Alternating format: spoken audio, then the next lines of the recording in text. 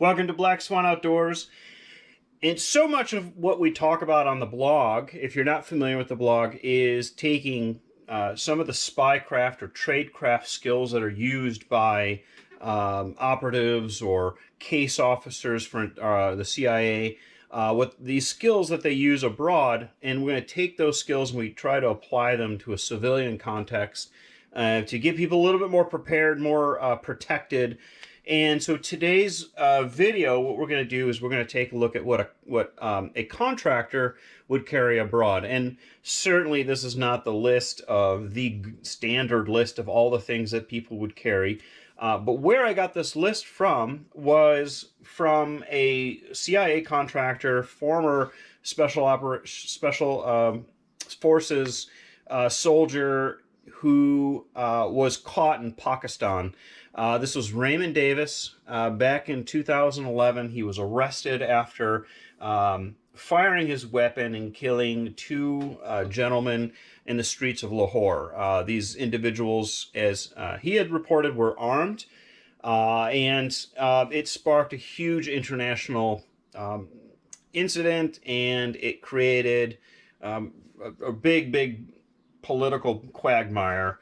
In fact, if you're familiar with the TV show Homeland, they did a kind of a bit of a parody, as they often do, on that. But at any rate, so Raymond Davis was apprehended by the police, and they searched him. They laid out all of his stuff as evidence onto a table, and a reporter from Dawes News came in and actually photographed the items that he had, and then there was a list that was created.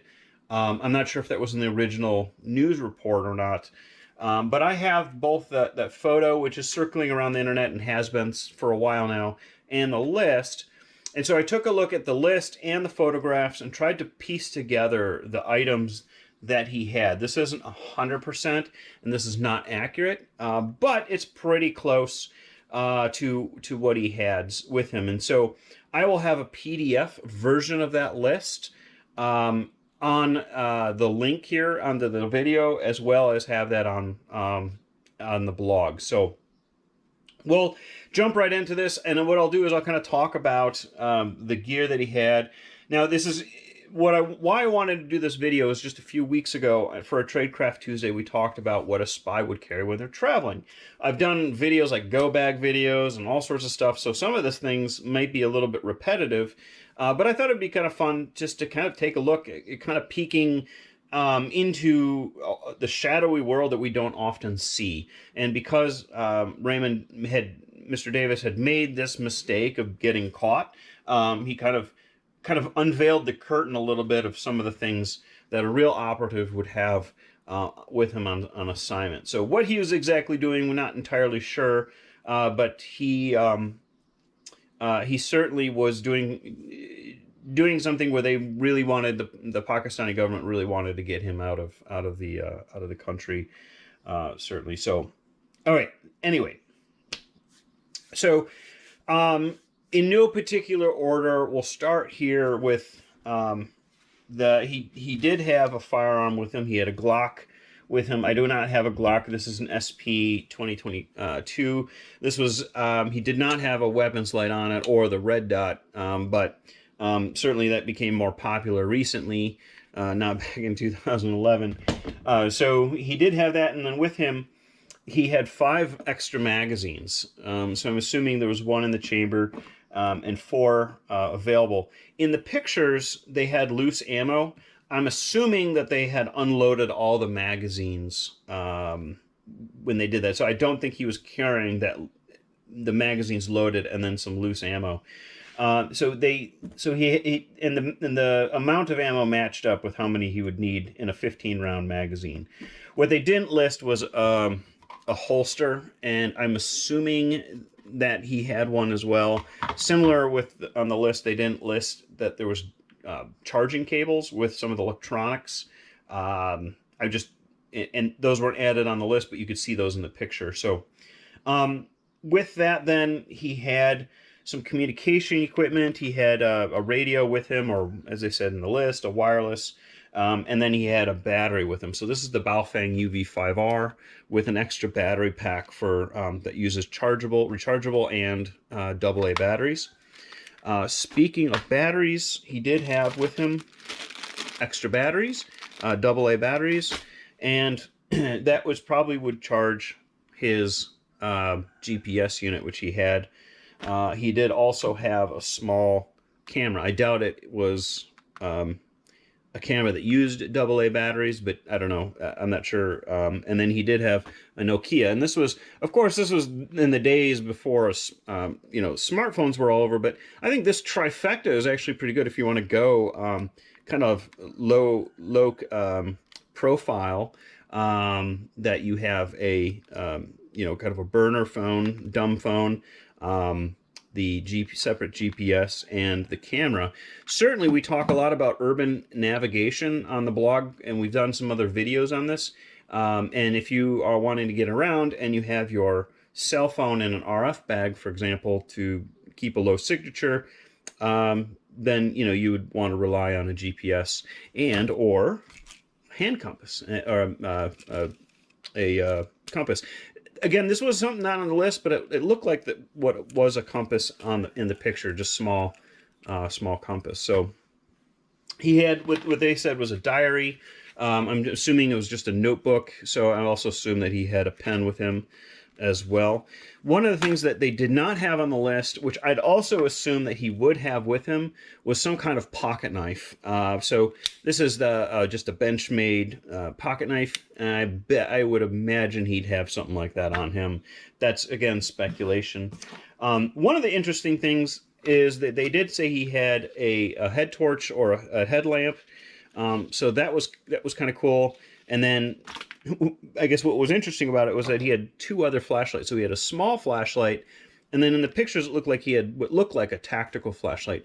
I'm not sure if one of the three flashlights was actually not a flashlight, but maybe something else, an IR flashlight maybe, or something.